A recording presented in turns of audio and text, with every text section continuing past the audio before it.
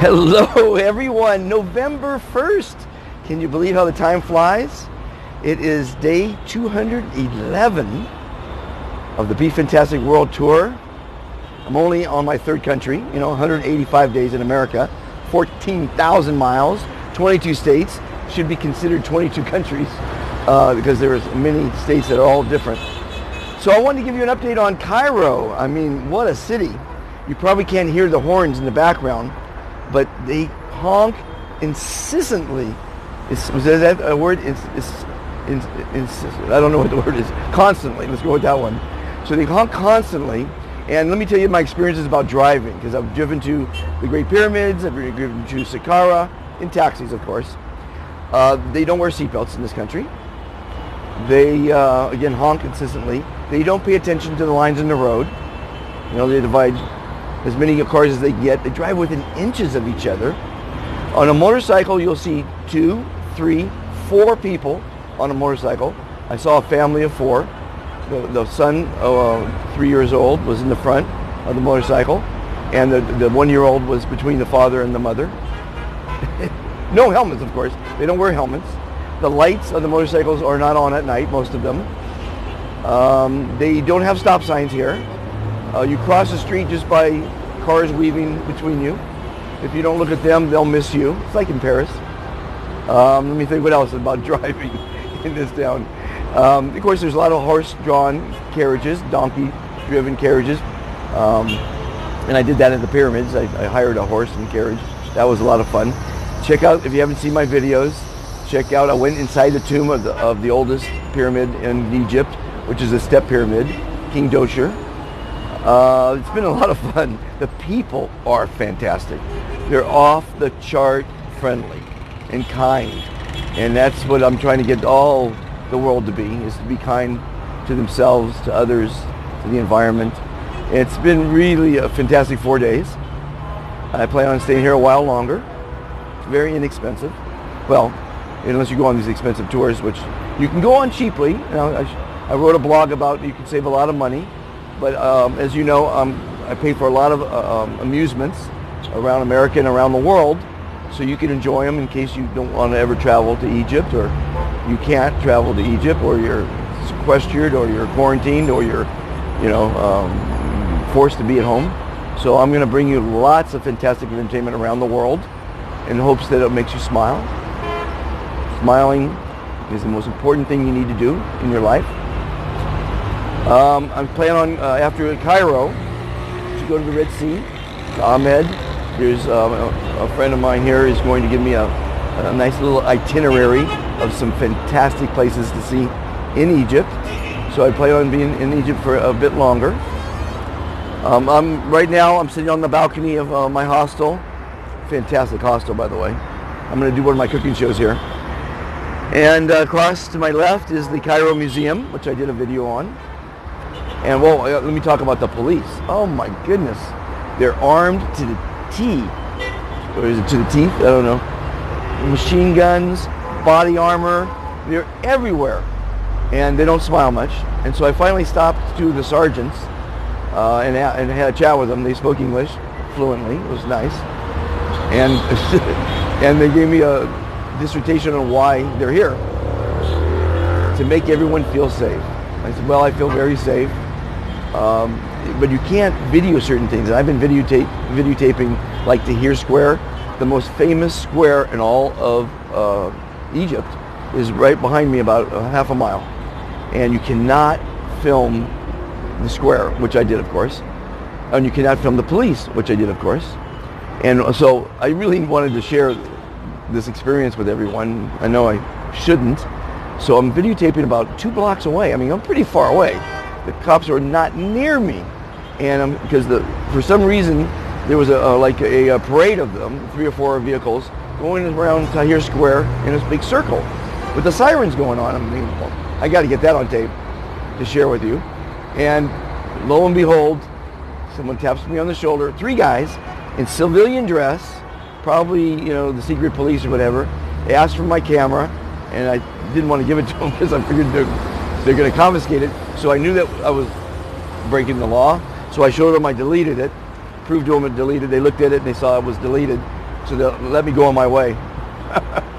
What are the odds of that? I mean, they're everywhere, but they're out to protect everyone. And now the reason I'm told they don't want anyone to see the square being filmed is because they're going to unveil it at a big ceremony with the president or some very important people, because there's 4 big boxes in the square around the obelisk. The obelisk is still covered, and it's been a big remodel, I guess, for a long time. And in each of those boxes, I'm told, is a sphinx. And of course, I did a video on the sphinx the other day. I brought you inside the temple. I went inside the tombs, the step pyramid. So I got some really great videos that you should really check out if you haven't. But so this guy is really expert on the sphinx, and he's giving me this whole tour. It was fantastic. And you have to tip everybody. Everyone who helps you, you tip them.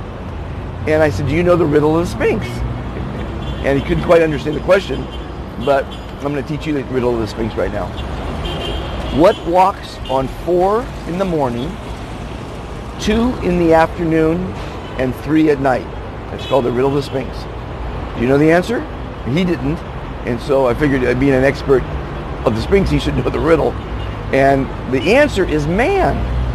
Man walks on 4 in the morning as a baby, crawls, 2 in the afternoon in midlife on his feet as an upright human being, and 3 at night when he's old with a cane. So that's the riddle of the sphinx. I'll share that with you. What else did I want to share about the traffic? I mean, it's really an amazing thing to behold. There'll be 12 people in a car. They're hanging out. They're on top. The trucks are loaded. I wish I caught it on video. At least 20 mattresses on this truck, and it was tilted like a 30-degree angle, and it looked like it was going to pick up the car and roll over. It was really, and even the taxi driver couldn't believe what he saw, and he lived here his whole life. He spoke English. Right now there's a military truck going by.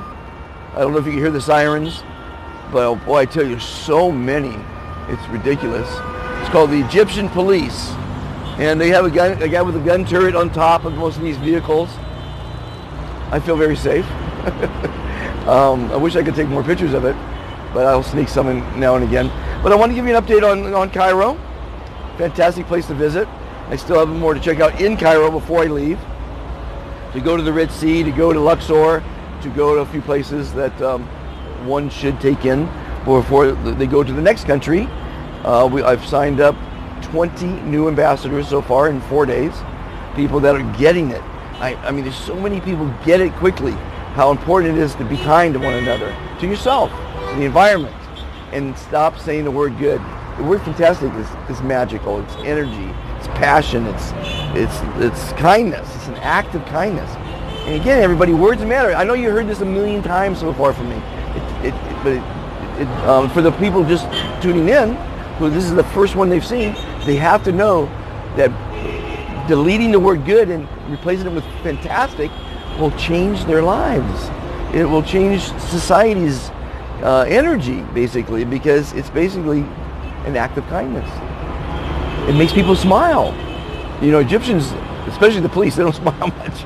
And when I talked to the cops, they loved it. I gave them the pins. I'm almost out of pins. I'm practically out of pins. I've gone through about 3,000 pins so far. And it's not cheap. And so I've ordered more, but I just hope it doesn't take a month to get here, because then I'm going to be stuck in Egypt for a month, because I need those pins. Those are the pins of our ambassadors, and I love giving them to the children, and I love giving them out. You know, it's my way of spreading the movement. Everybody, be fantastic. I hope the COVID isn't destroying your life. It's going to be fantastic afterwards.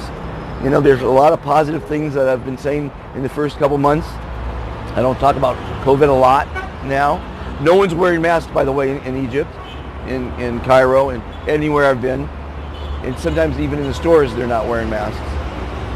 The vendors are wearing masks inside a store, for the most part. What else do I want to tell you about? The weather's been fantastic down here. It's nice and warm. The people are fantastic in Egypt. They really, really are. I don't know if it's because they're religious, and in a religious belief you should be kind. You know, as you know, I'm not religious or political, but being kind is a spiritualness to it, you know. So be kind to yourself, be kind to others, be kind to the environment. Throw away the word good. It's meaningless. It doesn't have any meaning or passion to it. And most of all, be fantastic. Thanks for watching. Like, share, subscribe.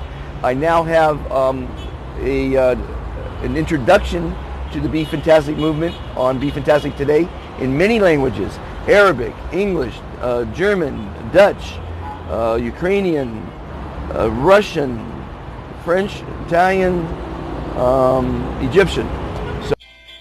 Overpopulated cities around the world have caused people to become a greedy, selfish, and litigious society. Would you like to be happier, live longer, never be forgotten, and help make the world a kinder, more civil place? It's actually easier than you think. Every day you're asked, how are you? Instead of saying good, say, I am fantastic. It will make you look better, feel great, and reduce your stress. Making the world a better place starts with each person. Please join the Be Fantastic movement today. What you want to be, you can be. Be fantastic.